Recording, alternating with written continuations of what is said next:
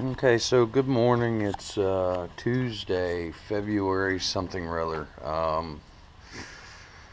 2015, and we're down here in Daytona, actually Port Orange. See the pelican flying by, and my sister's car. She's at work, and I've been staying with her. Her headlights are kind of ugly. Uh, she made the mistake of letting a used car detailer do some work to the car, and these guys they just spray garbage on, and it looks shiny for about a month, and then the UV attacks it.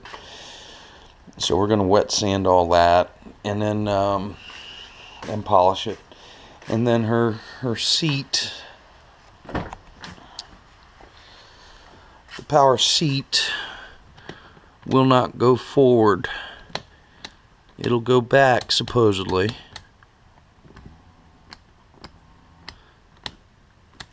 At least she told me it would go back.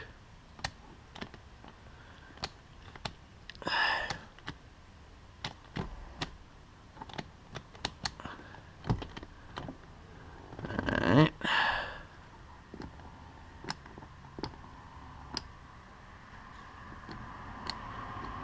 I don't know what's going on there. I guess I'll have to get the owner's manual out.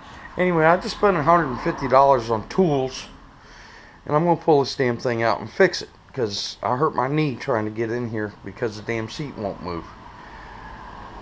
And we'll try and document all this for you. Okay, so just to clue you in, I went and bought a bunch of tools so I can do this work on my sister's car. And while I was at Walmart, I checked out the GoPro display and found they had a spare parts bag, and I went ahead and got it, even though I didn't think I needed it. And lo and behold, I realized that I'd left some of my mounting arrangement at the racetrack. And it turns out that this is the mount that the GoPro was originally on in the package. And this long screw stud, thumb nut, I left it on my mount at the racetrack. Well, the spare parts, it came in the spare parts. So now we can keep y'all happy and not shaking. And anyway, we're going to start working on this headlight here. We're going to set y'all right there. And just to clue you in, I'm going to take some masking tape and mask around it so that I don't scratch the bodywork any more than it already is scratched. And then we're going to start with a coarse sandpaper and get it all sanded. Then we're gonna start coming up in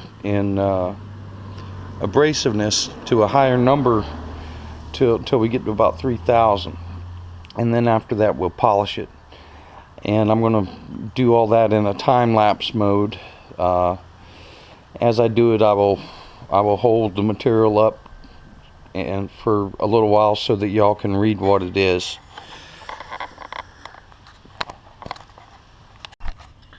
Okay, here's a list of materials you're going to need for this project. We got a bucket. You're going to fill that up with water. Got Dawn dishwashing soap. You can put about 4 drops of that Dawn in the water to help lubricate the work and keep the sandpaper clean. Okay, it'll keep all the dust and stuff from coagulating and clumping up in your sandpaper. Alright, I used 3 different colored towels simply because they were doing 3 different things, and I knew that things were going to be moving kind of fast, so I used a white one to dry with. I used the blue one to apply water when we needed water for the sanding process, and to clean when we're done sanding, to clean, and then the white one to dry, and then I use the brown one to polish and buff. Okay, so you're gonna put water in the bucket, put 4 drops of soap in the bucket, and then you're going to start the sanding process. Hold on. Okay, so the sanding process, all right? The whole idea of sanding the headlights is to get the high spots, is to average the surface. Okay, when the headlights get hazy, what it is ultraviolet light destroying the surface. Okay, sunlight, just plain old sunlight attacking the surface of the headlights, and you end up with high spots and low spots and high spots and low spots, and that's not good for transferring light. You've got to have a polished surface, a smooth polished surface, and in order to get a smooth polished surface, you have to knock all the high spots down. So you have to be aggressive first, and we use this 320 sanding block. I got it AutoZone. It's got 320 sandpaper on it. It's on a real dense sponge so that you can apply pressure, but it applies the pressure evenly. And if you just use sandpaper with your bare hand, you'd end up with grooves where your fingers are. You'd be the sanding block makes for a much more professional surface. Okay, so we start with the 320, and I'm not a body guy. I've picked this stuff up, and when I went shopping, this is the lowest grit I could find in a how can I put it? I was looking for a sanding block and sandpaper, but I found them in one piece. So we got the 320. Okay, and then I would have liked to have found some numbers, not such a big jump, but the next number that I found was this assortment. Okay, this was an assortment of 3M sanding paper, and it has 1,000, 1,500, it has 1,000, 1,500, 2,000, 2,500, and it's got 2 of the 2,000s, which really kind of messed me up, because we also had another sanding block at 2,000, and I really like these sanding blocks. These are great. So anyway, the idea is sand with the 320 until you get an even haze over the entire work surface, the entire headlight. You want it to have a nice, smooth haziness. Okay, and if you do it, you'll notice, and later in the video I'll show you how you can see differences in the texture of what you're working on. So you start with the 320 until you get that whole headlight with a uniform haze. And then what I did was I took a piece of one here. I took these guys. I've got 25. All right, I took the 1,000 next, the 1,500, and 2,500. And what I did was I simply wrapped it around a sanding block. Okay, you're gonna take your sanding block and wrap the paper. Okay, and you want to butt it up on one end right there. And then you're going to use that to sand the next grit, and by applying the pressure you can avoid using this part. But anyway, you're going to go for a uniform haziness with the 320, and then you're going to step up to the 1000, which is this right here. You're going to wrap that around the block and sand and do the same thing. You're looking for that uniform haziness. And then you're going to go to the 1500 uniform haziness. I've got a 2000 block here. We use a 2000 block. And then we wrap the 2500 around there. And went for uniform haziness there. And then eventually we ended up with this 3000 grit, and this isn't actually not sandpaper, it's a piece of foam, and so it is real good about blending the contours and such, and went for the uniform haziness there at 3000. Once you get there, you can almost see through the headlight like it before you started working on it.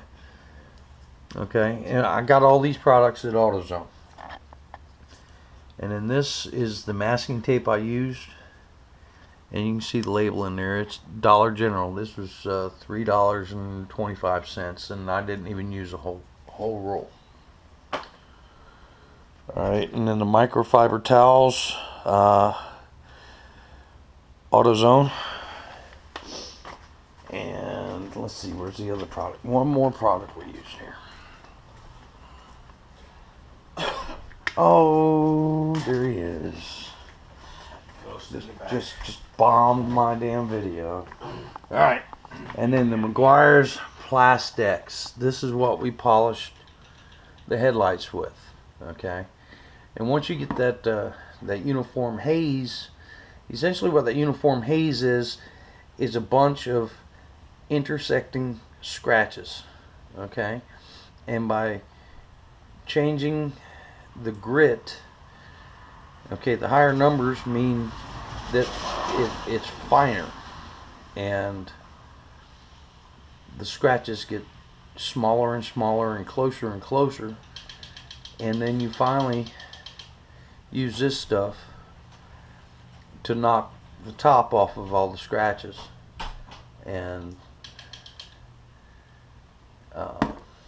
let's see what else. I put a watch at the bottom of the screen to give you some idea of how long this takes. This is a laborious process, but the thing is if you want to do it right. Oh, how did I put that there? It's not about how fast you do it, it's about how well you do it. Okay. Now this service will cost you at a body shop, to do it right, at a body shop it'd probably cost you $100. Alright. And with the equipment they have, they can do it in about an hour. There are people who do detailing specifically for used car lots. Stay away from that type of stuff, because what they do is they simply spray a clear coat over the headlights and it dries. But it's a low quality, cheap, inexpensive fix. Okay, and in a month or two you're just making more work for yourself. So here's the deal. I'm showing you how to do it yourself. This let's see, $5, $4. I probably don't have $40 in material. I might have 50. But the thing is I can do this again and again and again. with what I just purchased. I can put it in a box, I can put it on a shelf, and the next car that I need to do this to, I've got enough, I can keep going. Now once you've polished these headlights, if you simply use this polish or any polish that you feel comfortable with once a month, maybe, you'll never have to go through this time-consuming ordeal again. So anyway, back to the video.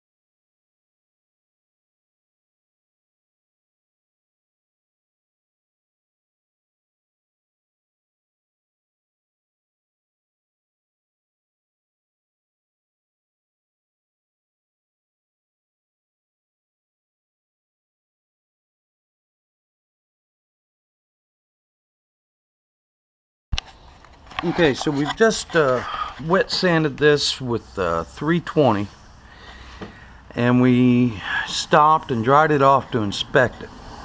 All right, you're working towards a uniform haze, okay, and we can see, okay, that because they sprayed that garbage on here, okay, there is a difference right here. That's the material they sprayed on, I believe. And all this this orange peel, that's that material also. And there's evidences of scratches from where they were aggressive prior to putting that garbage on. And anyway, we're gonna keep sanding till we get that orange peel gone and these scratches gone. And that area right there blends away. So, and we need to concentrate down here some more. So anyway, yep.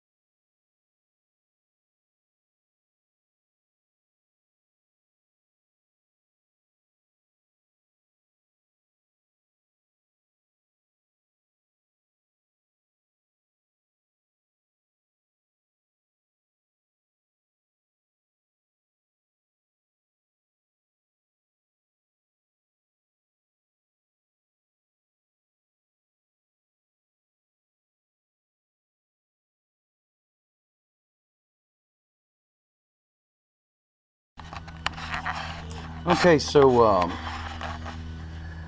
I just made some adjustments to hopefully make this visually easier for you. This white towel is going to be what we dry with. The blue towel is going to be what we apply water with.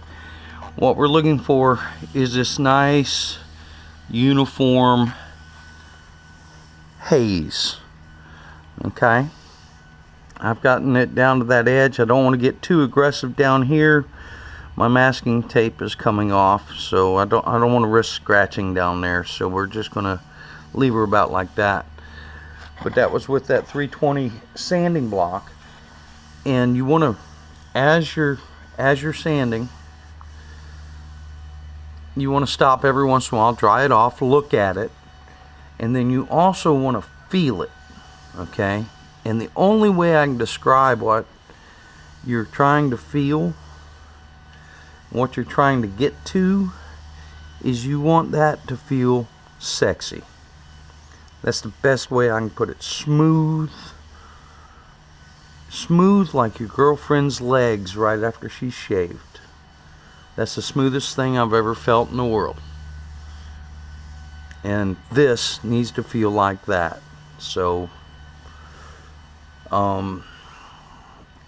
it's not only visual, you got to use your hands and your sense of touch a little bit too, but that is just sweet. So what we'll do now is we'll step up on our abrasive numbers, and the idea is the scratches. Okay, there's still scratches in there, but that's from what we just did. That's why we have that haze, is because of all those intersecting scratches. And now we're gonna step up the abrasion number, which is going to make smaller scratches much closer together, and we're going to progressively get higher and higher in numbers until we can't go anymore, and then at that point we'll polish.